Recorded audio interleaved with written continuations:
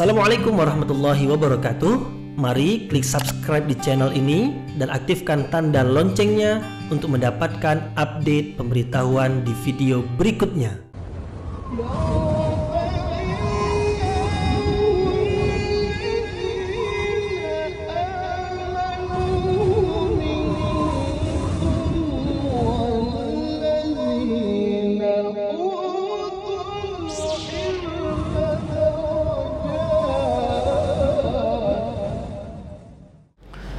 A'udzu billahi minasyaitonir rajim. Bismillahirrahmanirrahim. Assalamualaikum warahmatullahi wabarakatuh.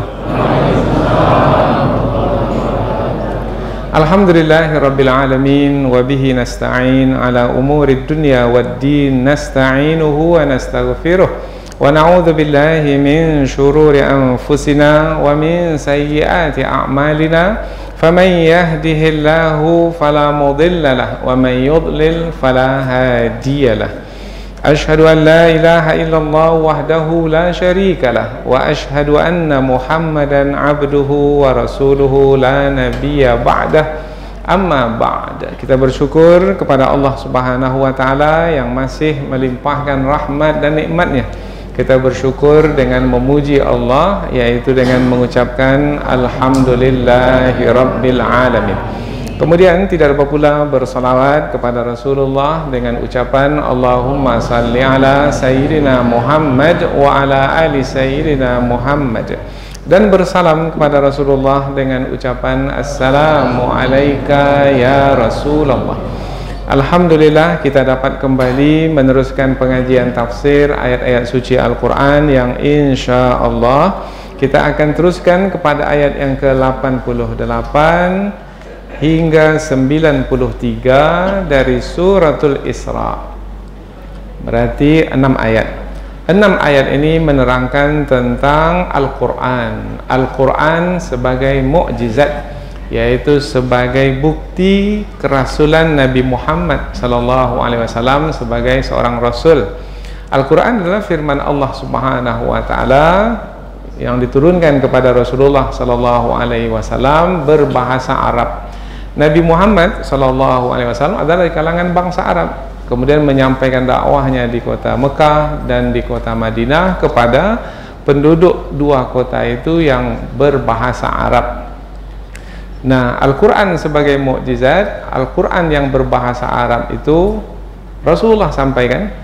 Kemudian bangsa Arab yang fasih di dalam berkata-kata, mereka adalah orang-orang yang hebat, yang menguasai bahasa Arab sampai kepada sastra, ya, tidak mampu untuk membuat yang seumpama dengan Al-Quran, meskipun satu surah Al-Quran saja. Al-Quran yang 30 juz itu terdiri dari 114 surah. Ada yang panjang seperti surah Al-Baqarah, Ali Imran, An-Nisa. Ada juga yang pendek, yaitu surah Al-Ikhlas, Qul huwallahu ahad, Qul a'udzu birabbil falaq.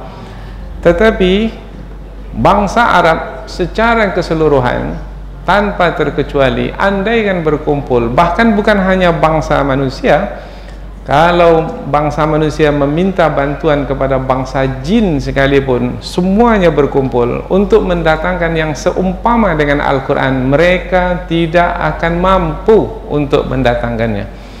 Nah, apabila mereka tidak mampu, bermakna mereka telah dilemahkan oleh kehebatan Al-Quran, oleh keistimewaan Al-Quran, oleh ketinggian Al-Quran, oleh keagungan Al-Quran, oleh kesempurnaan Al-Quran, karena memang Al-Quran itu datang dari zat yang maha sempurna, bukan dari Nabi Muhammad. Nabi Muhammad menerima kemudian menyampaikannya.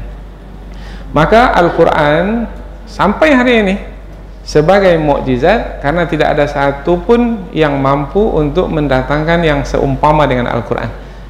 Sampai hari ini pernah ada dengar ada orang yang membuat satu kitab yang seperti Al-Quran? Tidak. Jangankan satu kitab, sebahagiannya pun tidak. Karena Al-Quran adalah sebagai mukjizat. Mukjizat maknanya dari sisi bahasa adalah yang melemahkan sehingga lemahlah manusia semua tanpa terkecuali, termasuk jin, untuk membuat yang seumpama dengan Al-Quran. Ini menunjukkan bahwasanya Al-Quran adalah kitab yang agung, yang suci, yang sempurna, yang datang dari yang maha agung, yang maha suci, yang maha sempurna. Maka mudah-mudahan dengan pengajian ini bertambah keimanan kita kepada Allah dan bertambah keimanan kita kepada kitab suci Al-Quran. Kemudian mudah-mudahan juga semakin yakin dan semakin teguh kita di dalam mempelajari kandungan Al-Quran. Kemudian semakin sungguh-sungguh kita di dalam mengikuti petunjuk Al-Quran. Dan rasanya tidak ada yang lain dari Al-Quran yang akan bisa menghantarkan kita ke surga, itu tidak ada. Al-Quranlah kitab suci sebagai pedoman yang akan menyampaikan kita ke surga. Berpaling dari Al-Quran, kesengsaraan di dunia, dan di hari akhirat dicampakkan ke dalam neraka. Maka kitab suci yang dari dahulu dipelajari, bahkan orang tua kita, kecil-kecil lagi kita, yang diajarkan kepada kita adalah Al-Quran. Sebelum A, B, C, D diajarkan, alif, ba, ta dulu diajarkan. Alif di atas A, alif di bawah I. Itu kan yang kita pelajari dahulu kan. A, I, U. Belum pandai membaca lagi, tetapi sudah disuruh kita menghafal surah-surah pendek, surah-surah lazim, surah-surah yang penting, yang pokok seperti Al-Fatihah.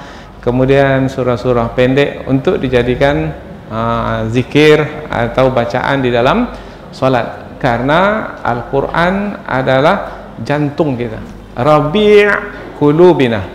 Maka selalu kalau kita berdoa, doa kita adalah, ya Allah, jadikanlah Al-Quran itu sebagai jantungku. Jantung dalam tubuh adalah yang menentukan. Berhenti detak jantung, tak ada gunanya tubuh yang lain lagi. Mata yang melihat, tak ada melihat lagi. Kaki yang biasa melangkah, diam kaku, tak akan bergerak lagi kalau jantung sudah berhenti. Maka penting sekali Al-Quran ini, dan mudah-mudahan kita diberi kesempatan oleh Allah Subhanahu wa Ta'ala, badan disehatkan, pikiran kita dijernihkan, kemudian hati kita disucikan. Mudah-mudahan dengan pemberian Allah itu kita masih diberi peluang untuk mengkaji Al-Quran. Sebaik-baik kita sebenarnya adalah yang mempelajari Al-Quran dan yang mengajarkannya kembali. Khairukum man ta'allamal Qur'ana wa 'allama. Hadis Rasulullah riwayat Imam Al-Bukhari dan Muslim. Pada malam hari ini alhamdulillah kita dapat melanjutkan kajian tafsir yang tadinya di Masjid Nurul Haq dan sekarang kita di Masjid Nurul Yakin. Ini adalah sebagai usaha kita, bahwasanya pengajian ini mungkin di Masjid Nurul Haq itu terlalu jauh oleh yang berdiam di sini. Maka kita datang ke tempat ini sehingga menjadi dekat. Kalau sudah dekat tak juga datang lagi. Nah, mudah-mudahan insya-Allah dengan adanya kajian ini bertambah keberkahan dalam hidup kita dan di tengah masyarakat kita. Amin ya rabbal alamin. Itu sebagai mukaddimah. Selanjutnya kita pindah ke tafsir. Namun sebelum kita pindah ke tafsir, seperti biasa kita akan baca dahulu ayat dan kita akan terjemahkan supaya kita lebih dekat dengan kandungan ayat yang akan kita pelajari. Allah Subhanahu wa Ta'ala berfirman, A'udzubillahi minasyaitonir rajim, Bismillahirrahmanirrahim. Qul la in ijtama'atil insu wal jinnu ala an ya'tu bimithli hadzal qur'ani la ya'tuna bimithlihi walau kana ba'duhum li ba'din zahira. وَلَقَدْ صَرَّفْنَا لِلنَّاسِ فِي هَذَا الْقُرْآنِ مِنْ كُلِّ مَثَلٍ فَأَبَى أَكْثَرُ النَّاسِ إِلَّا كُفُورًا وَقَالُوا لَنْ نُؤْمِنَ لَكَ حَتَّى تَفْجُرَ لَنَا مِنَ الْأَرْضِ يَنبُوعًا أَوْ تَكُونَ لَكَ جَنَّةٌ مِّن نَخِيلٍ وَعِنَبٍ فَتُفَجِّرَ الْأَنْهَارَ خِلَالَهَا تَفْجِيرًا Au tusqitas samaa kama za'amta alaina kisafan au ta'tiya billahi wal malaikati qabila au yakuna laka baitum min zukhrufin au tarqa fis samai walan nu'mina liruqiyyika hatta walan nu'mina liruqiyyika hatta tunazzila alaina kitaban naqra'uh qul subhana rabbi hal kuntu illa basharar rasula. Allah berfirman, qul, katakanlah wahai Muhammad perkataan berikut ini, lain, sesungguhnya jika ijtama'at, berkumpul, al-ins, manusia, satu bangsa, sebanyak apapun manusia itu. Kalau pada hari ini berapa banyak manusia di muka bumi ini yang masih hidup? Lebih kurang 8 miliar. Wal jin, dan bangsa jin semuanya berkumpul ala untuk ayatu mendatangkan bimisli seperti hadzal Quran, Al-Quran ini, la ya'tuna, mereka tidak akan mendatangkan bimislihi, yang seumpama dengannya, walau, kalaupun, kana, adalah ba'duhum, sebahagian mereka, li ba'din, kepada sebahagian lain, zahira, membantu. Jadi yang lain membantu yang lainnya, sehingga semuanya sebagai satu kesatuan mencoba untuk mendatangkan yang seumpama dengan Al-Quran. Mereka tidak akan mampu mendatangkannya. Apa sebab? Mereka sudah dilemahkan. Nah, maka Al-Quran sebagai mukjizat. Kita baca dari awal ayat. Katakanlah, sesungguhnya jika berkumpul manusia dan jin untuk mendatangkan yang seumpama dengan Al-Quran ini, niscaya mereka tidak akan mampu mendatangkan yang seumpama dengannya, kalaupun sebahagian mereka membantu sebahagian yang lainnya. Berarti inilah satu-satunya kitab yang hebat, yang tidak ada tandingannya. Kalau ada buku tafsir yang dibuat oleh ulama, ada lagi ulama lain membuat buku tafsir, bahkan yang datang kemudian lebih bagus dari yang sebelumnya. Begitu juga buku-buku yang lainnya, termasuklah kitab undang-undang yang dibuat oleh manusia. Ada kitab undang-undang dibuat di sebuah negara, tetapi dibuat pula di negara lain. Boleh jadi yang dari negara lain itu lebih bagus dari negara yang sudah membuatnya. Baik, nanti kita akan bahas dalam tafsir. Ini untuk menerangkan posisi ayat ini. Tujuannya terjemahan ini supaya kita lebih mempersiapkan diri untuk kajian ini, sehingga kajian kita menjadi fokus, tertumpu pada apa yang terkandung di dalam ayat saja. Walaqad, dan sesungguhnya, sarrafna, kami ulang-ulang, kami di sini Allah Subhanahu wa taala, kami mengulang-ulang, linnas, bagi manusia, fi hadzal Quran, di dalam Al-Quran ini, min kulli mathal, dari semua perumpamaan, fa'aba, maka menolak atau enggan, aktsarun nas, kebanyakan manusia, illa, kecuali kufur. Berarti kebanyakan manusia enggan untuk menerima Al-Quran. Tadi kita sebut jumlah manusia di muka bumi sekarang ini berapa? 8 miliar. Yang percaya kepada Al-Quran itu berapa? Tak sampai sepertiga. Itu kalau kita sebut sebagai umat Islam di dunia ini, sepertiga. Dari umat Islam yang sepertiga itu, apakah semua umat Islam itu betul-betul percaya kepada Al-Quran sebagai pedoman? Kalau betul-betul percaya, penuh masjid kita ini, dan tak perlukan lagi yang lain untuk dijadikan pedoman atau petunjuk. Cukup dengan Al-Quran ini. Dan tidak ada kemaksiatan, pelanggaran yang berlaku di luar sana, karena semuanya percaya kepada Al-Quran, yaitu dibuktikan dengan mengamalkannya. Dan sesungguhnya kami telah mengulang-ulang bagi manusia di dalam Al-Quran ini setiap perumpamaan. Akan tetapi kebanyakan manusia enggan, kecuali melakukan kekufuran. Artinya mereka enggan, dan yang mereka lakukan adalah kekufuran, yaitu menolak Al-Quran. tidak menyukai Al-Quran. Tidaklah yang mereka sukai kecuali kekufuran. Kekufuran itu yang dijadikan pilihan, sehingga mereka menolak Al-Quran.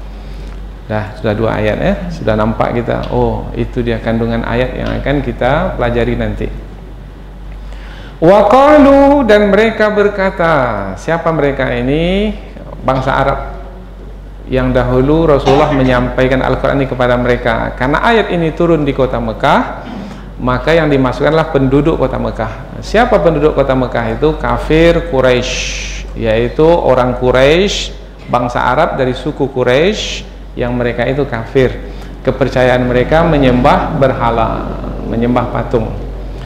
Wa qalu, dan mereka berkata, lan nu'mina, sekali-kali kami tak akan percaya laka, kepadamu wahai Muhammad, hatta, sehinggalah tafjura, kamu memancarkan, lana, bagi kami, minal ardi, dari bumi, yambu'a, mata air.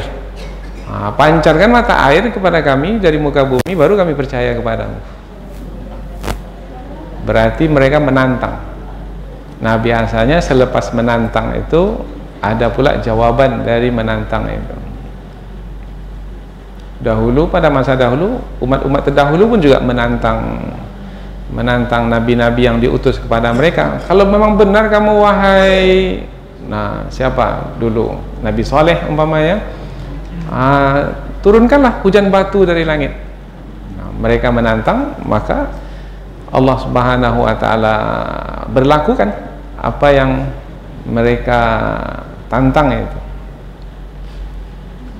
Nah, ini bangsa Arab, penduduk kota Mekah. Kota Mekah itu, siapa yang pergi ke kota Mekah? Kota yang bebatuan ya. Gunung-gunungnya batu, bahkan buminya itu pun juga keras, pasir, batu, sehingga tanam-tanaman pun susah tumbuh di situ. Nah, berbeda dengan kota Madinah. Apa yang diinginkan kalau berada di tempat yang keras, gunungnya batu, kemudian tak ada tanaman yang tumbuh? Apa yang diinginkan di tempat yang seperti itu? Air. Mereka minta air itu. Itu yang mereka minta.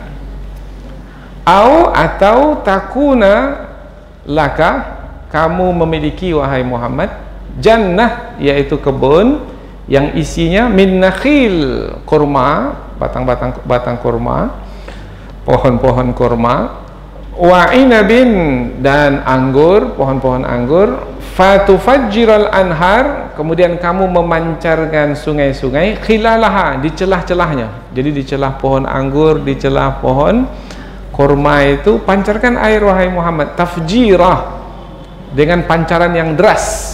Nah, kalau berlaku itu baru kami percaya kepadamu.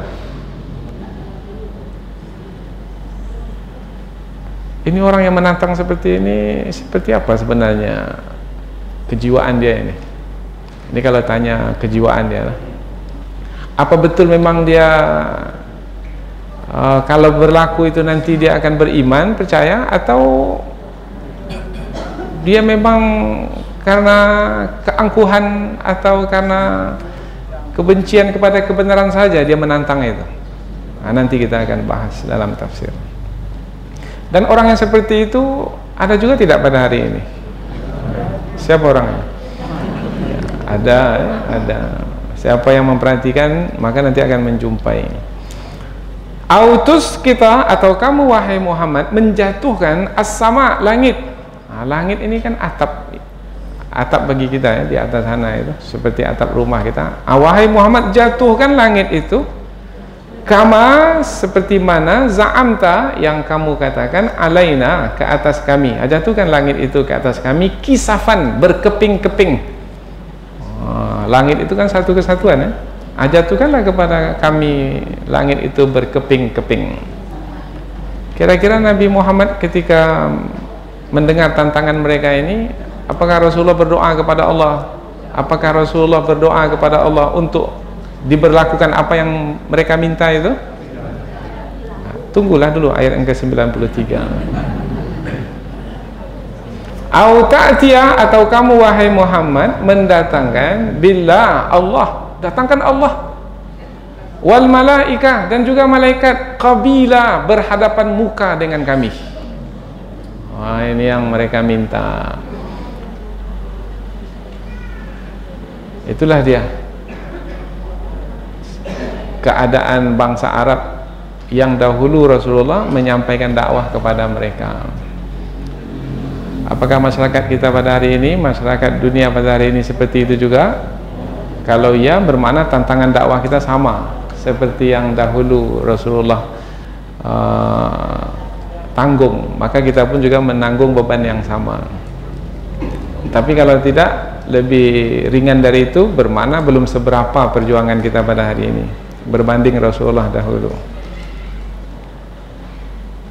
Au yakunu laka, atau Muhammad, kamu memiliki baitun, sebuah rumah, min zukhrufin, dari emas. Au tarqa, atau kamu wahai Muhammad naik fis sama, ke langit. Jadi naik ke langit. Walan nu'mina, dan kami sekali-kali tidak akan percaya, liruqiyika, kenaikan kamu ke langit itu, hatta, sehingga tunazzil alaina, kamu turun, kemudian turun membawa kepada kami kitaban, sebuah kitab, naqra'uhu, yang bisa kami baca. Jadi silakan kamu naik ke langit, tapi nanti turun sudah bawa kitab, yang kitab itu bisa kami baca. Tapi kalau kamu tak buat, maka kami tak akan percaya. Apa jawaban Rasulullah SAW? Allah yang memberikan jawaban kepada Rasulullah untuk disampaikan kepada mereka. Qul, katakanlah wahai Muhammad, perkataan berikut ini. Jawabannya adalah, jawaban dari permintaan-permintaan mereka itu adalah, Subhana Rabbi, maha suci Tuhanku, hal kuntu, tidaklah aku, illa, kecuali, basyaran, seorang manusia, rasulah, dan juga seorang rasul, seorang manusia yang juga rasul. Nah, ini jawaban. Jadi Rasulullah memperkenankan permintaan mereka itu? Tidak. Rasulullah menjawab, maha suci Tuhanku, tidaklah aku kecuali manusia yang juga seorang rasul. Inilah dia 6 ayat yang kita pelajari, yaitu apabila kita perhatikan tadi dari awal ayat ke 6 ayat ini menerangkan tentang Al-Quran. Al-Quran yang diterima oleh Rasulullah, yang diturunkan kepada Rasulullah, dan Rasulullah menyampaikannya kepada manusia pada masa dahulu ketika Rasulullah di kota Mekah, kepada penduduk kota Mekah, yaitu kepada kaum Quraisy, yang kepercayaan mereka pada masa dahulu itu adalah menyembah berhala. Nah, isi dari Al-Quran yang Rasulullah terima itu mulai dari ayat pertama Al-Quran, isinya adalah mentauhidkan Allah dan jangan menyekutukan Allah dengan apapun atau dengan siapapun. Iqra bismi rabbikal ladzi khalaq, bacalah dengan menyebut nama Tuhanmu yang menciptakan. Tuhanmu adalah yang menciptakan wahai Muhammad, bukan berhala itu. Itu yang disampaikan oleh Rasulullah. Maka terkejutlah penduduk kota Mekah itu, terkejutlah kafir Quraisy, karena yang disampaikan oleh Rasulullah itu adalah yang bertentangan dengan kepercayaan yang mereka anut, yang mereka miliki turun-temurun dari nenek moyang mereka. Maka mereka meminta kepada Rasulullah untuk ini dia tantangan, supaya Rasulullah menyampaikan apa yang mereka inginkan. Yang mereka inginkan adalah seperti yang disebutkan dalam ayat-ayat tadi, tetapi sebenarnya keinginan mereka itu, permintaan mereka itu sebenarnya bukanlah keinginan untuk beriman, tidak. Sebenarnya keinginan mereka itu adalah karena untuk menunjukkan kesombongan saja. Nah, andaikan apa yang mereka minta itu berlaku, tetap juga mereka tidak akan beriman. Sama seperti kaum-kaum terdahulu, sudah melihat mukjizat itu di hadapan mata, sudah menyaksikannya, tapi beriman enggak. Nah, karena hati yang sudah keras. Kalau hati sudah keras, hati itu menjadi tertutup. Yang dari luar tak bisa masuk dalam hati, yang dalam hati itu kekufuran tak keluar dia tetap berada dalam hati itu. Khatamallahu ala qulubihim wa ala sam'ihim wa ala absarihim ghishawah wa lahum adzabun azim. Allah telah tutup rapat hati mereka, maka telinga tak lagi mendengar, mata tidak lagi melihat, dan mereka tak bisa melihat apa-apa, dan bagi mereka azab yang besar. Inilah dia 6 ayat, yaitu berkaitan dengan Al-Quran. Al-Quran sebagai mukjizat, kita tambah kata mukjizat karena di dalam ayat ini, andaikan bangsa jin semuanya dan bangsa manusia semuanya tanpa terkecuali bersama-sama satu kesatuan untuk mendatangkan yang seumpama dengan Al-Quran, tidak akan mampu mendatangkannya karena Allah telah melemahkan mereka untuk berbuat demikian, untuk menerangkan bahwasanya Al-Quran yang diturunkan kepada Rasulullah itu adalah memang firman Allah, bukan perkataan manusia. Apabila firman Allah, maka hendaklah mereka mempercayainya dan jadikan firman Allah itu sebagai petunjuk di dalam hidup, sehingga mereka dapat selamat di dunia ini dan selamat di akhirat nanti. Inilah sebagai ringkasan dari 6 ayat, dan selanjutnya kita pindah ke tafsir ayat. Tafsir yaitu penjelasan yang lebih panjang dari ayat. Jadi permulaan tadi muqaddimah, pendahuluan, kemudian kita baca, kemudian kita terjemahkan, kemudian kita fahami kedudukan ayat yang akan kita pelajari, kemudian ada tafsir ringkas. Sekarang barulah kita ingin mendalami kandungan ayat ini supaya lebih mudah bagi kita untuk mengamalkannya nanti, insyaallah. Ayat yang ke-88.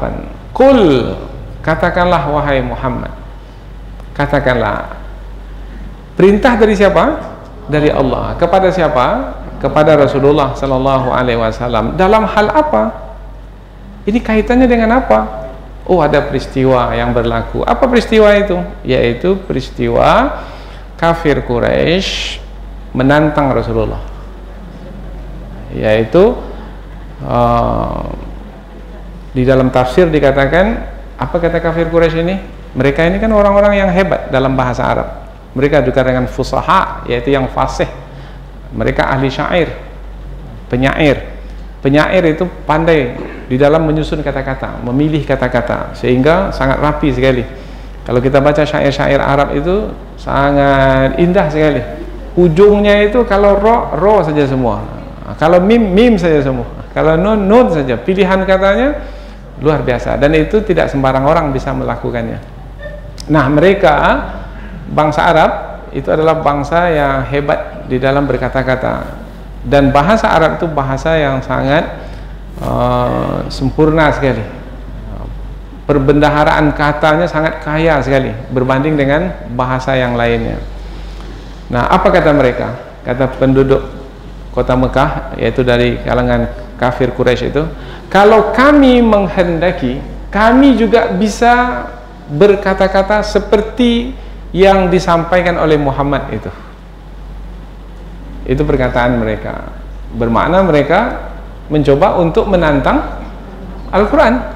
Artinya, kalau Muhammad bisa mengatakan perkataan yang seperti itu, yang dimasukkannya adalah Al-Quran, kami pun juga bisa mengatakan perkataan yang seperti itu. Maka turun ayat ini. Qul, katakanlah wahai Muhammad kepada mereka, kalau memang ya itu yang mereka inginkan, coba. Jangan hanya berkata-kata saja. Coba, silahkan. Kalau memang mampu untuk membuat yang seumpama dengan Al-Quran. Maka kita jumpai ayat yang seperti ini di dalam surah Al-Baqarah di awal-awal dahulu. Wa in kuntum fi raibim mimma nazzalna ala abdina. Apa sambungannya? Fa'tu bisuratim min mithlihi. Kalau kamu ragu terhadap apa yang kami turunkan kepada hamba kami, yang dimaksud adalah Al-Quran, ragu terhadap Al-Quran yang diturunkan kepada Nabi Muhammad itu, bahwasanya yang diturunkan itu adalah firman Allah, ragu itu sebagai firman Allah, ragu sebagai Al-Quran yang merupakan firman Allah, maka datangkanlah, datangkanlah bisuratim min mithlih, satu surat yang seumpama dengannya, satu surat saja. Kalau Al-Quran itu 114 surat dan ada yang panjang, ada yang pendek, pilihlah yang paling pendek. Saingi Al-Quran itu. Kalau memang tak bisa untuk mengalahkannya. Tapi sampai hari ini tak ada satu pun dari bangsa Arab itu sendiri ataupun bersama-sama yang mampu untuk membuat yang seumpama dengan Al-Quran. Apa surat yang paling pendek? Qul huwallahu ahad. Buatlah. Inna a'tayna. Buatlah seperti inna a'tayna. Sampai hari ini tak ada yang mampu buat. Karena Al-Quran itu meskipun pendek, surat pendek, ayat pendek, bukan hanya sekedar pilihan kata saja, tetapi kandungan maknanya. Kemudian apabila berkaitan umpamanya dengan masa yang akan datang, mana ada mampu manusia untuk menyebut yang berkaitan dengan masa yang akan datang. Memang suratnya pendek, tapi berkaitan dengan masa lalu. Mana ada manusia mampu untuk menyebut apa yang berlaku pada masa zaman Nabi Adam dahulu, pada masa-masa manusia di awal dahulu. Nah, Al-Quran meskipun satu ayat pendek, tapi mampu mendatangkan peristiwa yang dahulu sudah lama terjadi dan sangat tersembunyi. Nah, berarti bukan hanya sekedar pilihan kata, tetapi juga kandungan maknanya. Dan masih banyak lagi. Sampai hari ini manusia coba untuk menggali kandungan Al-Quran itu. Semakin banyak ilmu yang dimiliki oleh manusia, semakin banyak pula kebodohan yang dirasakan oleh manusia. Banyak sesuatu yang baru yang didapatkan dan masih terus mendapatkan sesuatu yang baru. Artinya tak habis-habis ilmu yang terkandung di dalam Al-Quran itu. Itu menunjukkan bahwasanya Al-Quran itu tidak sama dengan yang dikatakan atau yang diucapkan oleh manusia. Maka ayat ini menantang kembali kafir Quraisy itu. Katakanlah kepada mereka, wahai Muhammad, la inij tama'atil insu wal jin, wahai bangsa Arab, kalau berkumpullah semua bangsa manusia dan juga bangsa jin, ala ayyatu bimithli hadzal Qur'an, supaya mereka mendatangkan yang seumpama dengan Al-Quran ini, la ya'tun, mereka tidak akan mampu mendatangkan bimithli, yang seumpama dengannya, walau kana ba'duhum li ba'din zahira, meskipun sebahagian mereka berusaha sekuat tenaga membantu sebahagian yang lain secara bersama-sama mendatangkan yang seumpama dengan Al-Quran, tidak akan mampu. Tidak mampu berarti lemah, bermakna mereka sudah dilemahkan oleh Al-Quran yang turun kepada Rasulullah. Maka Al-Quran yang melemahkan kemampuan manusia itu disebut sebagai mukjizat. Dah sampai ke judul, selesai pengajian. Nah, itu judulnya ya, Al-Quran sebagai mukjizat, melemahkan. Apakah Al-Quran sebagai mukjizat hanya berkaitan dengan bahasa saja? Tidak. Dalam segala hal Al-Quran sebagai mukjizat. Dalam bidang sains umpamanya, ada isyarat-isyarat di dalam Al-Quran yang belum lagi pada masa dahulu manusia mengetahuinya. Tetapi dengan perkembangan sains yang diusahakan oleh manusia, akhirnya manusia mendapatkan bahwasanya seperti yang disebutkan Al-Quran itu, seperti itu sebenarnya. Bermakna sesuai apa yang terkandung dalam Al-Quran, apa yang dijumpai oleh manusia dalam keilmuan yang baru. Maka Al-Quran mendahului zamannya. Rasulullah itu apakah seorang dokter spesialis? Bukan. Rasulullah manusia biasa. Bahkan Rasulullah tak pernah baca, tak pernah menulis. Maka Rasulullah seorang buta huruf, tak pernah belajar pada siapa-siapa. Tapi bagaimana Rasulullah bisa menyebut tentang perkembangan janin di dalam rahim? Apa ada dahulu pada masa Rasulullah itu alat untuk mendeteksi janin dalam rahim, perkembangannya seperti apa, mulai dari setetes air, kemudian menjadi segumpal darah, menjadi sebongkah daging, melekat di dinding rahim, rahim itu berlapis-lapis, kemudian setelah itu ditiupkan roh, dengan roh itu bergerak, kemudian terus perkembangannya itu berubah, memiliki bentuk rupa sampai sempurna, kemudian 9 bulan lebih dimudahkan jalan keluarnya, lahirlah manusia. Itu disebutkan dengan terperinci dalam Al-Quran. Apakah Rasulullah pakar spesialis? Enggak. Tapi mengapa Rasulullah yang tak pernah baca, tak pernah belajar bisa menyampaikannya? Ya, karena sebenarnya itu bukan datang dari Rasulullah, itu adalah dari sisi Allah Subhanahu wa ta'ala. Maka ketika ayat seperti itu didengar oleh kafir Quraisy tak bisa buat apa-apa, terdiam. Mereka tahu tidak bahwasanya Al-Quran itu sebenarnya adalah firman Allah? Tahu, tapi mereka tak mau percaya. Berarti tahu kemudian tak mau percaya, berarti sombong. Kesombongan itulah yang menghalang mereka untuk tidak mau percaya. Apa yang menyebabkan manusia hari ini tak mau juga percaya kepada Al-Quran? Sombong. Itu juga. Apa yang menyebabkan manusia sekarang ini tidak mau mengikuti, meneladani Rasulullah? Sombong. Apa sebabnya manusia pada hari ini tidak mau menjalankan apa yang terkandung dalam Al-Quran sebagai pedoman hidup? Sombong. Sombong inilah dia, dinding tebal penghalang antara manusia dengan kebenaran itu. Dan alhamdulillah kita pada hari ini mau menghadirkan diri, bersedia untuk mendengarkan, mempelajari Al-Quran, dan berusaha pula selepasnya untuk mengamalkannya. Mudah-mudahan Allah jauhkan kita dari sifat sombong ini. Amin ya rabbal alamin. Nah, di dalam surah Al-Baqarah itu mereka ditantang untuk datangkanlah, fad'u syuhada'akum min dunillah in kuntum shadiqin.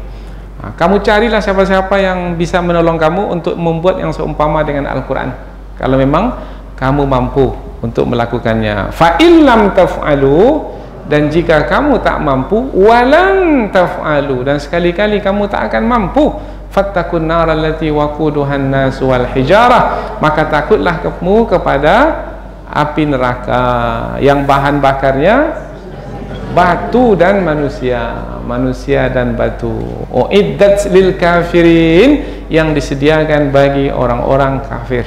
Alhamdulillah kita dengan petunjuk Allah, dengan hidayah Allah, kita beruntung. Kita ini termasuk kalangan orang-orang beriman.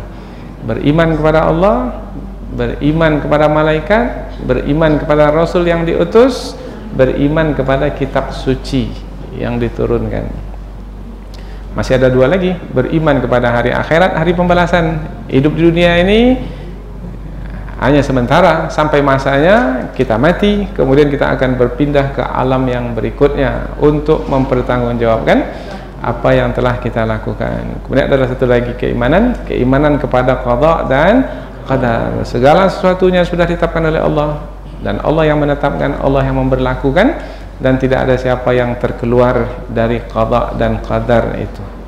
Inilah dia tonggak keimanan kita yang 6 ini. Inilah yang kita jaga selama kita hidup. Jangan sampai ini melemah, berkurang. Iman itu bisa berkurang, bisa. Iman bisa berkurang, jangankan berkurang, tercabut pun bisa. Ada orang yang murtad, habis sudah, tak ada lagi nilainya itu. Nilai hidup kita itu adalah pada keimanan itu. Dan apabila kita berhasil menjaga iman sampai ke akhir hayat kita, dan mudah pula kita untuk menyatakan keimanan nanti dengan mengucapkan kalimat tauhid, mangkana akhiru kalamihi la ilaha illallah, siapa yang akhir hidupnya dapat mengucapkan kalimah tauhid, kalimah keimanan, la ilaha illallah, tidak ada Tuhan yang patut disembah dengan kebenaran kecuali Allah, dakhalal jannah, niscaya akan masuk surga. Kemudian Allah terangkan lebih lanjut tentang Al-Quran. Walaqad sarrafna lin-nasi fi hadzal Qur'ani min kulli mathal, dan sesungguhnya kami telah mengulang-ulang bagi manusia, mengulang-ulang bermakna ada yang Allah sampaikan itu berulang kali disebutkan. Di surah Al-Baqarah ada disebut, di surah Ali Imran diulang lagi, di surah An-Nisa lagi, sekali lagi. Mengapa diulang-ulang? Mengapa tidak bukan satu bab umpamanya? Ini bab tentang kisah Nabi Adam saja umpamanya, kisah Nabi Nuh saja, tapi tidak, dia berulang-ulang. Karena Al-Quran itu adalah kitab hidayah, kitab petunjuk. Dan biasanya manusia punya sifat lalai, lupa. Maka untuk menyembuhkan penyakit lupa, penyakit lalai itu adalah dengan peringatan. Lupa, ingatkan lagi. Lupa lagi, ingatkan lagi. Di masjid ini ingat Ustaz, kalau udah sampai ke rumah lupa lagi. Maka datang lagi ke masjid, ingatkan lagi. Saya sudah dengar ini berkali-kali, tapi setiap kali saya dengar lupa lagi. Ingat, fadzakir, berilah peringatan. Fa inna dzikra, sesungguhnya peringatan itu tanfa'ul mu'minin, berguna bagi orang-orang yang beriman. Min kulli masal, setiap apa saja yang penting yang diperlukan di dalam hidup ada dalam Al-Quran. Berkaitan dengan kepercayaan ada dalam Al-Quran. Berkaitan dengan bagaimana berhubungan dengan Allah, ibadah ada dalam Al-Quran. Bagaimana muamalat, umpamanya mencari rezeki, bagaimana berhubungan dengan manusia seperti apa, mencari pasangan hidup, bersama dengan pasangan hidup umpamanya, kemudian mendidik, membesarkan anak seperti apa, ini semua ada dalam Al-Quran. Ma farratna fil kitabi min syai', tak ada satu pun yang penting dalam hidup yang tidak ada dalam Al-Quran. Semua dalam Al-Quran. Tapi yang bertapi itu berarti belum pelajari Al-Quran. Masalah politik ada dalam Al-Quran? Ada. Masalah ekonomi ada dalam Al-Quran? Ada. Semua sebut sajalah ada dalam Al-Quran. Tapi mengapa saya tak tahu? Karena tak belajar. Belajarlah maka tahu. Mungkin pengajian tafsir baru malam nih baru datang mungkin. Mana kita tahu. Oh sudah Ustaz, sudah dari awal. Baru malam ini sampai sini baru 15 juz. Masih ada 15 lagi. Nah biasanya pengajian itu kita hanya pilih-pilih ayat, pilih-pilih ayat. Nah sekarang ini kita coba bahas satu persatu secara berterusan, berlanjutan. 1 juz 1 tahun, 15 juz 15 tahun, 30 juz sampai enggak umur kita itu. Umur saya dah 70 sekarang ini. Maka kita belajar saja dan pelajari, mudah-mudahan yang kita pelajari itu bermanfaat. Ayat-ayat berikutnya ini mudah, yaitu ayat-ayat berikutnya ini adalah ayat-ayat yang menerangkan kesombongan. Tadi kan sombongan, tidak mau menerima kebenaran karena kesombongan. Ayat-ayat yang menerangkan kesombongan bangsa Arab itu, yaitu mereka menantang Rasulullah, meminta kepada Rasulullah apa yang mereka inginkan itu diberlakukan, tetapi Rasulullah tidak mengabulkan apa yang mereka inginkan itu, karena bukanlah posisi Rasul sebagai yang mengabulkan apa yang mereka minta. Karena kedudukan Rasul adalah seorang Rasul utusan Allah. Rasulullah tidak punya keputusan. Yang punya keputusan itu adalah, yang berhak memutuskan itu adalah Allah. Maka Rasulullah tidak mengabulkan apa yang mereka minta. Dan lagi pula mereka meminta itu bukan apabila permintaan mereka itu diwujudkan menjadi kenyataan mereka akan beriman, tidak, tapi hanya sebagai bentuk kesombongan mereka saja. Wa qalu, dan mereka berkata, ini perkataan penduduk kota Mekah, kaum Quraisy, bangsa Arab yang sombong. Lan nu'mina, sekali-kali kami tidak akan percaya laka kepadamu wahai Muhammad, sehinggalah kamu memancarkan bagi kami mata air dari bumi. Sebenarnya bukanlah mereka sungguh-sungguh untuk meminta itu, tidak. Karena sebenarnya apabila Allah dengan kehendak dan kuasanya umpamanya memancarkan mata air di bumi Mekah yang keras itu, yang bumi itu dari batu-batuan, apabila Allah menghendaki untuk memancarkan air di situ, bisa berlaku? Apa pula susahnya bagi Allah Subhanahu wa taala? Innama amruhu idza arada syai'an ayyakula lahu kun fayakun. Apabila Allah menghendaki sesuatu, Allah cukup mengatakan jadi, maka jadilah. Dan sudah berlaku sebenarnya. Cuma mereka tak mengambil pelajaran. Sudah berlaku, sudah. Mata air yang terpancar di tengah-tengah kota Mekah yang keras bebatuan itu, dan sampai hari ini airnya itu tak pernah kering, dan mereka merasakannya sebagai karunia Allah, tidak dalam kemampuan manusia, bukan digali oleh manusia, enggak, bukan ada gempa bumi kemudian bumi terbelah pecah kemudian terpancar mata air, enggak. Dan mereka tahu ceritanya, yaitu berkaitan dengan Nabi Ismail alaihissalam, betul-betul karunia Allah. untuk menjaga Ismail dan ibundanya, kemudian orang-orang nanti yang akan datang ke rumah Allah dari seluruh penjuru dunia, yaitu telaga Zam-Zam, mata air Zam-Zam. Mereka tahu tentang air Zam-Zam, tahu, maka semestinya mereka tak sampailah meminta seperti yang disebutkan dalam ayat ini. Tapi mengapa mereka meminta juga?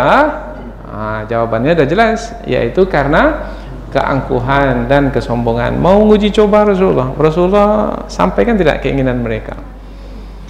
Nah, kalau Rasulullah sampaikan, maka mereka dapat faedahnya. Tapi apakah karena mereka apabila dapat nanti air terpancar umpamanya, kemudian mereka akan beriman? Tidak juga, karena memang hati mereka yang sudah keras. Atau kamu wahai Muhammad punya kebun kurma, anggur, kemudian di tengah-tengah kebunmu itu ada terpancar sungai memancarkan air di sela-sela pohon-pohonnya, pohon kurma dan pohon anggur. Apa maksudnya ini? Wahai Muhammad, kami jumpai kamu orang yang sudah tak punya harta lagi, karena Rasulullah menggunakan semua harta yang dimiliki untuk kepentingan dakwah. Nah, kalau memang kamu adalah seorang Rasul, maka buktikan kerasulanmu itu, yaitu sebagai orang yang kaya raya, yaitu kamu berdoa kepada Allah supaya Allah memberikan kebun kepadamu, sehingga kamu punya banyak rezeki melalui hasil kebunmu itu. Nah, tapi itu hanyalah permintaan saja, bukan tujuannya untuk apabila berlaku nanti mereka akan percaya, tidak. Kemudian satu lagi permintaan mereka, turunkanlah atau jatuhkanlah langit itu seperti mana yang kamu katakan kepada kami di bumi ini berkeping-keping. Nah, apakah Rasulullah pernah mengatakan perkataan seperti itu? Yang seumpama dengan itu ada melalui kisah para Rasul yang terdahulu, yaitu Allah Subhanahu wa Ta'ala mengirimkan hujan batu dari langit karena kezaliman yang dilakukan di muka bumi. Nah, mereka menantang Rasulullah Muhammad, jatuhkanlah langit itu berkeping-keping ke atas kami, kalau jatuh nanti kami akan percaya. Tapi itu hanyalah sebagai kesombongan saja. Ini kita ulang berkali-kali. Atau datangkanlah Allah dan malaikat berhadapan muka dengan kami, karena kami ingin tahu juga. Kalau kami lihat nanti Allah, kami lihat malaikat, Allah dan malaikat yang kami lihat itu membantu kamu atau tidak, menolong kamu atau tidak, suka kepada kamu atau tidak, menyaksikan kebenaran kamu atau tidak, wahai Muhammad. Itu keinginan mereka. Tetapi apakah betul permintaan mereka itu murni untuk apabila nanti berlaku mereka akan beriman? Tidak. Itu hanyalah ungkapan kesombongan saja. Au yakunu laka baitum min zukhrufin, atau kamu wahai Muhammad punya rumah dari emas. Nah, sehingga kami melihat kamu ini seorang yang kaya raya. Nah, kalau nanti kamu kaya raya, maka kami akan percaya kepadamu. Autar kafis sama, atau kamu naik ke langit, kemudian sekali-kali kami tidak akan percaya kenaikanmu ke langit itu, sehinggalah kamu turun lagi ke bumi dan membawa kitab, yang kitab itu bisa kami baca. Nah, itu permintaan-permintaan mereka ya, macam-macam permintaan mereka. Tapi apakah Rasulullah menjawabnya? Kemudian berdoa kepada Allah supaya diberlakukan apa yang mereka minta? Tidak. Allah berikan jawabannya kepada Rasul. Qul, katakanlah wahai Muhammad, subhana rabbi, maha suci Tuhanku. Subhanallah. Jadi kalau ada orang pada hari ini mengeluarkan kata-kata kepada kita yang isinya adalah kesombongan, maka jawabannya adalah subhanallah. Perkataan kamu ini, itulah subhanallah. Sudah, itu ajalah. Jangan jawab-jawab lagi. Kemudian berikan penjelasan panjang lebar, penat sendiri kita nanti, letih. Kemudian stres pula kita lagi. Sudahlah, sebut aja subhanallah, maha suci Allah. Karena ini orang yang berkata ini adalah orang yang sombong. Orang yang sombong kalau bodoh tak bisa diajar. Tapi kalau orang merendahkan diri, sebodoh apapun dia bisa diajar. Kalau sudah sombong, penyakit sombong itu ada padanya, tak bisa diajar. Maka kalau tak bisa diajar, jangan diajar. Kalau diajar juga letih, penat. Nah, tinggalkan saja, capek. Maka apa kata yang baik di hadapan orang yang sombong itu? Subhanallah, Maha Suci Allah. Ada yang makhluk macam ini rupanya ya. Kira-kira begitulah. Sombong karena hati yang keras. Apa sebab tidak menerima Al-Quran sebagai kitab suci? Padahal sudah jelas kebenaran Al-Quran sebagai kitab suci. Kesombongan. Jadi tak perlulah mencari-cari dalil lagi, menjelaskan panjang lebar. Maka sudah cukup saja. Subhanallah. Kalau subhanallah enggak juga bagaimana? Astaghfirullah. Sudah. Kalau astagfirullah enggak juga apa? Inna lillahi wa inna. Berarti dah mati ya orang itu, dah tak bisa lagi diterima. Apa makna subhanallah itu? Maha Suci Allah itu terjemahannya. Siapa yang mengucapkan subhanallah dalam perut ikan? Nabi Yunus. Mengapa Nabi Yunus memilih tasbih dalam perut ikan? Mengapa tidak mengucapkan astaghfirullahalazim tapi tasbih? Nabi Yunus ingin kembali ke darat, tapi Nabi Yunus sekarang dalam perut ikan. Ikut hukum akal, kalau sudah diterkam oleh ikan, hukum kebiasaan, tak akan mungkin bisa kembali lagi ke darat. Sudah dalam perut ikan. Tetapi Nabi Yunus bertasbih, mensucikan Allah. Maha suci Allah. La ilaha illa anta subhanak. Tidak ada Tuhan yang patut disembah dengan kebenaran kecuali Engkau ya Allah. Maha suci Engkau. Makna maha suci Engkau maknanya ya Allah, Engkau memiliki sifat kesempurnaan. Engkau tidak memiliki sifat kekurangan. Apabila Engkau berkehendak untuk mengembalikan hamba ke darat, hamba akan dapat kembali ke darat. Sebab Engkau jauh dari sifat kekurangan. Apabila Allah menghendaki untuk menjatuhkan langit itu berkeping-keping, Allah mampu? Subhanak. Nah, itu dia makna tasbih. Apabila Allah berkehendak untuk memancarkan air dari bumi yang keras, apabila Allah berkehendak berlaku? Berlaku. Apa sebab? Subhanak. Itu dia makna subhanak. Apabila Allah berkehendak untuk memperjalankan seorang hamba dari Masjidil Haram ke Masjidil Aqsa, kemudian naik ke langit di malam yang singkat, begitu jauh jarak yang ditempuh, tetapi dapat kembali dalam waktu yang sangat pendek sekali. Apabila Allah berkehendak demikian, Allah mampu melakukannya. Apa sebab? Subhanalladzi asra bi'abdihi. Maka jawaban untuk orang yang tadi meminta apa-apa yang mereka minta itu, apabila dihadapkan kepada Allah, apabila Allah yang akan memberlakukannya, apa yang tidak akan berlaku? Apabila Allah yang memberlakukannya, sebab Allah jauh dari sifat kurang. Subhana Rabbi. Subhana Rabbi, bukan Subhana Rabbana, bukan Subhana Rabbina. Kalau Rabbina bermakna Rasulullah membawa serta sekali mereka. Tapi kalau Subhana Rabbi, Rabbi bermakna Maha Suci Tuhanku, bermakna Rasulullah berzikir untuk mengokohkan lagi keimanannya kepada Allah. Yang kamu minta itu, wahai kafir Quraisy, apabila Tuhanku menghendaki untuk memberlakukannya, berlaku. Karena Tuhanku itu jauh dari sifat Quran. Subhana Rabbi. Jadi mengokohkan lagi. Jadi kita berzikir di hadapan orang yang sombong itu adalah untuk mengokohkan kita. Maka mudah-mudahan keimanan kita terus bertambah, keyakinan kita semakin teguh apabila kita berhadapan atau ditantang oleh orang-orang yang kafir, yang sombong itu. Hal kuntu illa basyarar rasula. Tidaklah aku ini kecuali manusia biasa. Jadi kalau kamu minta kepadaku untuk mendatangkan semua itu, aku tak mampu. Apa sebab? Aku manusia biasa. Dan aku Rasulah, seorang yang diutus oleh Allah Subhanahu wa Ta'ala. Tugasku bukanlah seperti yang kamu minta itu untuk diberlakukan, tidak. yang akan memberlakukan itu adalah yang mengutusku. Maka apa yang kamu minta itu terpulanglah kepada Allah Subhanahu wa taala, apakah Allah akan memberlakukannya atau tidak.